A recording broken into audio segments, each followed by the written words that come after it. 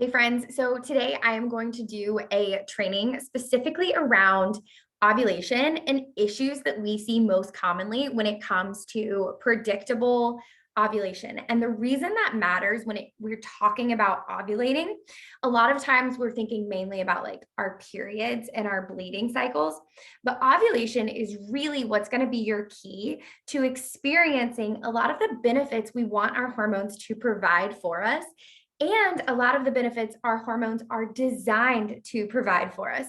So when we think about hormone balance equaling things like more energy, better sleep, feeling more calm, integration between different pieces of our brain, harnessing our cycle to make us feel more productive, hormones allowing us to have more control over our mood. And then also understanding that ovulation is truly the key to fertility. And this is such an interesting point that I think gets missed a lot because when we think about what is infertility and the definition of infertility, it's typically someone or couples in the modern, westernized medical world that do not conceive within 1 year of trying. A lot of times people will get this label of infertile or will have this infertility diagnosis. And my question is it truly infertility or is it an ovulation issue?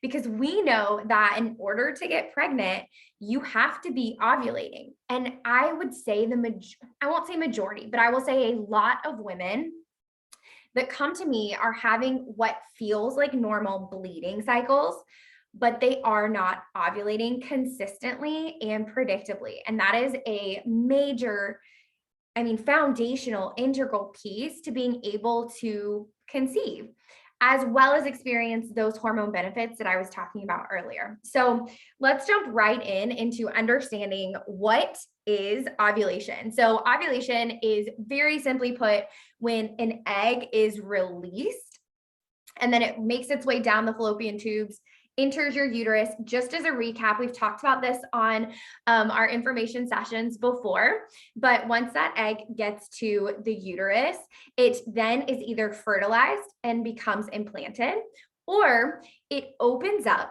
and creates what's called like a temporary organ. And this is just a gland that's going to start releasing progesterone. And progesterone is this key hormone to experiencing hormone balance. Progesterone, just as a reminder, is our natural Xanax hormone. So it is responsible for keeping our stress hormones low, for helping to regulate estrogen, for helping to promote estrogen breakdown and even detoxing, for allowing us to sleep and stay asleep. Oh my gosh, I think I've done a reel not that long ago to my love, Justin Bieber, of how progesterone is like my absolute favorite hormone. I sang a love song to progesterone simply because it truly is this key piece that keeps all the things around it balanced. And I think sometimes hormones feel really confusing in general. And even from like doctors, I don't even feel like explain hormones to us very well. And a lot of times it's because hormones are so interconnected that low levels of one create high levels of the other, and vice versa, that sometimes it feels like very abstract. Like we don't have this harnessing point we can ground into and say, well, this is really what's at the core of hormone balance. And what I've noticed with the majority of women that our community has served, we are at almost over 1,000 women that we have supported through our resources. And what I see the consistent thread most often is issues with progesterone. So I always like to ground hormone imbalance back to progesterone, and that's where I start. And then there's other things that we can obviously optimize in these different areas. Think of this like a Venn diagram. Progesterone's like one big hormone, and then you would have estrogen as your other hormone. And of course, there's things that overlap there. And then I would put stress hormones as the other part of the Venn diagram. And again, that would overlap too. And we also have these little accessory hormones that sneak in there. But again, if we're trying to keep this as simple as possible, that's really what we're focusing in on. And so hopefully you're kind of understanding like why ovulation matters. And it really is because you have to have that egg release to experience hormone balance. And then when we think about when should ovulation be occurring, by simply knowing when you're ovulating, you get so much power. And here's what I mean by power. It's more so information that's going to be able to direct your next steps. So if you're ovulating, releasing an egg too early, it can be a sign of some estrogen issues. If you're releasing your egg too late, there could be an issue with testosterone and stress hormones. Most commonly, we see this in PCOS, polycystic ovarian syndrome. And then you also may be ovulating exactly at the right time, on time, but then that secondary release of progesterone after ovulation isn't adequate enough. So your period's looking shorter. So if I'm just looking at your cycle days, if you tell me, hey, I have a 28-day cycle, I'm like, oh, great. You tell your doctor that, they would probably be like, oh, great. That might sound like everything's normal. But I'm going to go a little deeper and say, well, when are you ovulating? Just to make sure that we're truly experiencing balanced hormones, because you can still have a 28-day cycle with hormone imbalances. And knowing when you ovulate is really what's going to be our key to understanding how balanced your hormones truly are. So the next question is, how do you know if you're ovulating? So there's a couple different ways you can track this. This is going to be different than just tracking your period in a period app, right? Because typically what we do when we track in a period app is just simply put in when bleeding started and sometimes when bleeding stopped. And then the app uses an algorithm to predict when we ovulated. There's no confirmation in that app. It's also the app's best guess. And I've used this example before, but I'm just going to throw it out here one more time to really solidify what's going on with these apps and these algorithms. What happens is they are kind of trying to figure out your body's patterns with the limited amount of data they have, but you always are going to have more data than your app will have. And so you may be someone who ovulates on a maybe like not super consistent pattern, and that's okay. So maybe you ovulate on like day 13 or 14 most often. And then every couple of months you ovulate on day 20. So that's totally okay. And you can still have balanced hormones in that case if we have checked out the other phases of your cycles alongside of that. But what your app may then do is kind of average those two patterns and start predicting your ovulation to be somewhere in the middle.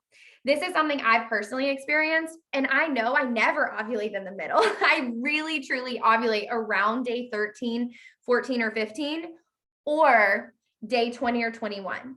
Every single month, it is one of those two options. It's never in the middle, but sometimes my app will predict it being in the middle. And so that's why it matters for you to truly know and understand what does your body do during ovulation and what's happening. So the best way to track ovulation and to predict it is going to be cervical mucus, but I prefer to pair this alongside of basal body temperature tracking. And here's why. Basal body temp tracking. When you take your basal body temp, so you just take your temperature first thing every morning, plug it into your app and see the actual temperature trends. That is the only way you will be able to confirm ovulation. And what that means is you will ovulate. And once that egg goes down into the uterus and opens up to create that temporary organ that's going to release progesterone, as soon as that happens and that progesterone gets released, you will see an increase in your body temps. And this is because progesterone is a heat releasing hormone. And that fact about progesterone alone is also pretty cool, because that means progesterone is speeding up your metabolism. Your body is releasing more energy in the form of heat, and that is required to experience weight flexibility and weight management. And I know sometimes that's a goal when it comes to hormone balance as well. So back to our original discussion around basal body temps. They can confirm ovulation. They can't necessarily predict it. Sometimes if you learn your patterns enough, you will see a dip in your temperatures right before the egg releases. And then you get that spike to confirm that the egg was released and progesterone has been released from that shell, right? So they can be used to help predict ovulation, but they're best for helping to confirm. And then they're also a great piece of data just to understand how is your metabolism and your thyroid functioning, because our basal body temps can give us some clues there as well. So the reason I like to pair this with cervical mucus is because our cervical mucus is what is leading up to ovulation. It's preparing the way. It's coming before the egg is actually released. So when you combine tracking both cervical mucus and your basal body temps, you now have a pretty clear understanding of, hey, my body's leading up to ovulation. And then you have that confirmation of, yes, my body did ovulate. So you're getting this really great picture rather than just looking at something after the fact, or even not even knowing what's happening before.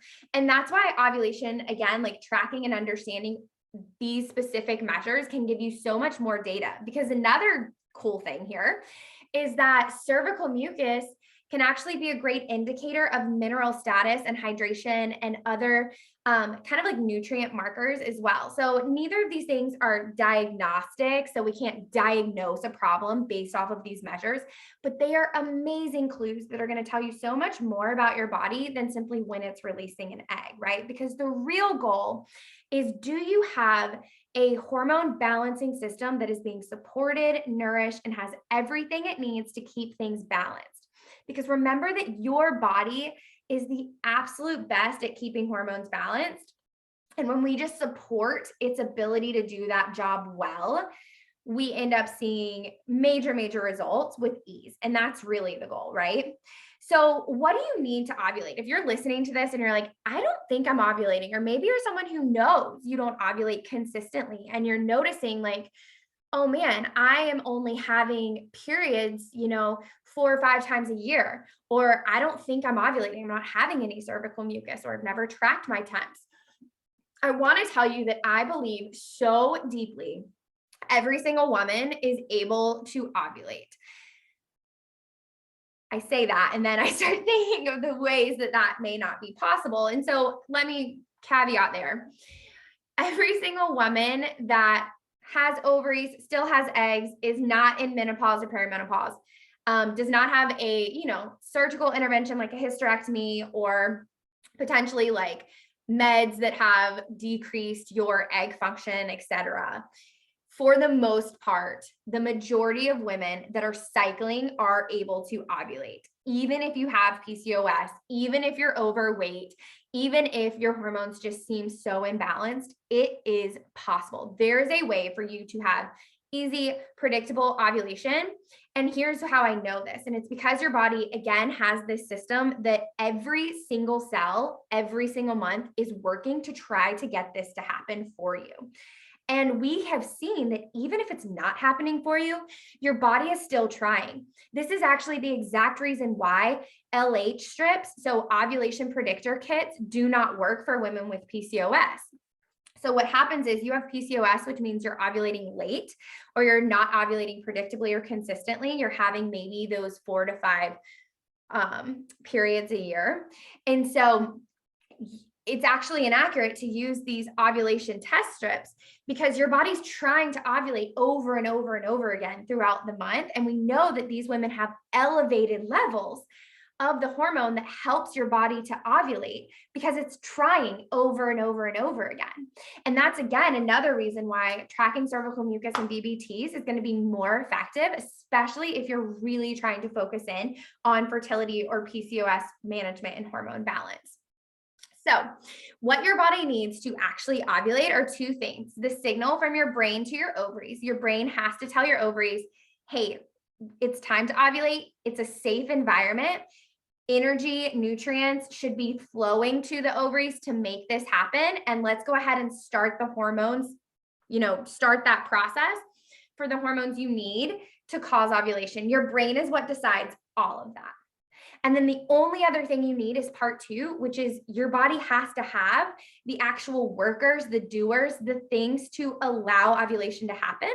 And that is cells, minerals, hormones. Like your body has to be able to do it once your brain sends the signal. These 2 places are where almost all hormone imbalance, ovulation issues, even fertility issues are stemming back to. So It sounds kind of simple, but like that's really what we're focusing in on. And of course, there's a lot of different things we can pull out in those two processes. But if you're having issues with ovulation, I'm going to encourage you to understand it's one of those two places. It's either that the signaling from your brain to your ovaries has been disrupted, or it's that your body is missing some of the key components it needs to carry out ovulation when your brain tells it to. So it keeps trying and it keeps trying and it keeps trying. And so some of the common issues I see with these two areas, so like some of the common places that I find there's a disruption between the brain talking to the ovaries or the ovaries having what they need. So let's start with part one, where we think about the brain having to send the signal to the ovaries. Someone who, this is actually something that we will term hypothalamic amenorrhea. You may have heard that, or HA. This is the most common issue we see with the signal from the brain getting to the ovaries. And it's where your body is under so much stress, so much nutrient deficiencies, that it has decided the signal has gone to the brain and said like, hey, we cannot reproduce, because if you ovulate and she gets pregnant, we aren't in a safe space. We don't have enough resources, and it's going to be dangerous for us. It will be a risk to our heart. Our body being, I say our heart, but I mean like our heart continuing to beat, our body being able to function well if she ovulates, and we have to provide for another life. Your brain and your body are that smart. They're always trying to protect you. So that is kind of where, that's probably the main place that I see issues pop up with the signaling of your brain not feeling like it is safe, provided for, nutrient availability to signal ovulation. And then where I see issues with ovulation actually occurring, this one's kind of a little more common, I find, but it's possibly that there is an increase of issues with blood sugar regulation and insulin. There are a lot of stress hormones. So all of your stress hormones are created, and then essentially they turn into testosterone, which is supposed to turn into estrogen so that ovulation can happen. And what I see happen a lot of times is your body can get stuck with too much testosterone. It holds on to it because it thinks, hey, we're going to need these stress hormones. We're going to need this hormone that helps us to be able to survive in a scary environment where we don't have a lot of resources, or where there's a lot of blood sugar dysregulation or a lot of stress. Our adrenals, our stress hormones are being overworked. Your body says, hold on to the testosterone, because if you turn it into estrogen, we're not going to have what we need when we need it. And so again, this is very, very clear, like what happens with PCOS. That kind of is what's happening with PCOS, but that's a big place that we see ovulation get paused. And it's because the body doesn't have what it needs to turn that testosterone into estrogen. And if you ever have heard the term insulin resistance, or you have insulin resistance, having a lot of insulin in the ovaries can actually prevent testosterone from turning into estrogen as well. Some other places where we see this happen is if you are mineral deficient. So your body just simply doesn't have what it needs to make adequate levels of testosterone or estrogen. I also see this sometimes where, oh my goodness, I didn't even talk about one of the biggest pieces that can disrupt the signal from your brain to your ovaries that says to ovulate is birth control, and even being post birth control. So if you are off birth control, but you took it previously, we can kind of see a disruption in both places. One being that your brain has to start getting the signal again to ovulate once the birth control is gone, because the birth control's job was to tell the brain, do not ovulate. So then you take the birth control away, and now the brain's getting a new signal that says, we need to ovulate, we need to ovulate, we need to ovulate. So maybe it starts sending that signal, but then you don't have, because we know birth control can deplete things like the liver's ability to process through estrogen. It can deplete certain micronutrients and minerals. It can cause things like cholestasis, where you have a backup in cholesterol production, and you need that cholesterol to make the hormones you have to ovulate. There can be an array of things, but birth control is definitely a place where I see this come into effect as well. So those are some of the common issues with ovulation being disrupted. And so, of course, the question here is, well, what do we do? How do we experience normal ovulation so that we can get to our ultimate goal of either conception or balanced hormones that flow and happen with ease month after month. How do we combat some of these disruptions? And my very first piece of advice is going to be start tracking what is happening in your body, because that's going to tell you where is the disruption happening. So if you are noticing that you are ovulating, it's just happening longer and you're having these longer cycles, the next thing we want to start thinking about, this is going to direct our next thought, which is, okay, let's look for symptoms of high testosterone. Let's look for symptoms of insulin resistance or blood sugar issues. Let's look for symptoms of high stress. It tells us exactly where we're going to dive into next. Another thing that you can do to support your body ovulating well is really taking a look at your nutrition and your nutrition strategy. Are you eating in a way to get a result, like weight loss, which is what I see most often? Or, even things that we're told are hormone friendly, like, oh, well, don't eat carbs because that will destabilize your blood sugar. Well, yeah, they can, but you also have to have carbs to be able to ovulate. So what would be a better idea is to eat carbs in a way that stabilizes your blood sugar so that you can still ovulate, right? We're trading like one negative for another if we just take them out completely. So really honing in on your nutrition strategy and thinking like, do I know how to nourish my body? Like, am I nourishing it in a way that I'm still promoting hormone balance, but I'm not depleting it of the vital things that it needs in order to ovulate, which is going to get me closer to my ultimate goal of hormone balance, predictable ovulation, better, easier periods, and or conceiving. So those are my first couple pieces of advice. And then you guys know the third is always to try to get to the root cause. So really think through, sit with yourself, sit with your intuition, try and understand, like, are there things, experiences, is my gut telling me that something's going on that's causing this problem? 9 times out of 10, you're going to know and be able to pinpoint it right away. It's just that we stop listening to that voice because everyone else tells us it's normal. And our blood work shows that it's normal.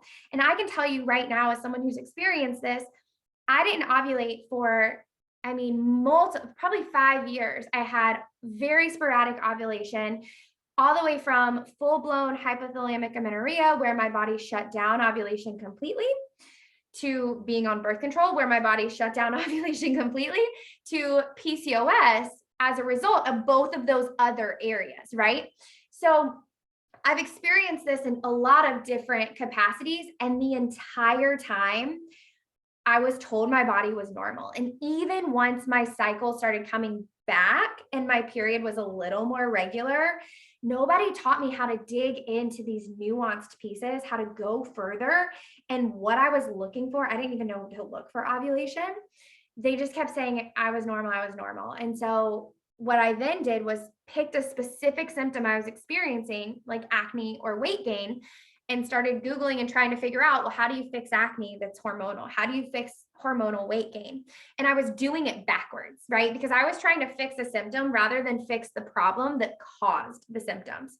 So that's what we do here, over here at Dr. Heather Rhodes, with our programs, our resources. Please reach out to me. You guys, I feel like if you're in our community over on Instagram, you know that like I am in there answering DMs and talking with you, doing voice notes just like this. We always do our pop-up coaching every month, totally for free for anyone to jump in. We do those kind of topic specific for hot seat coaching, because my goal is for you to really learn and understand how can you do this with ease and simplicity, and how can we get you on the right track and just totally drown out the noise that's keeping you confused. So hopefully this was helpful. Let me know, reach out, see you guys on Instagram, and have a good rest of your week.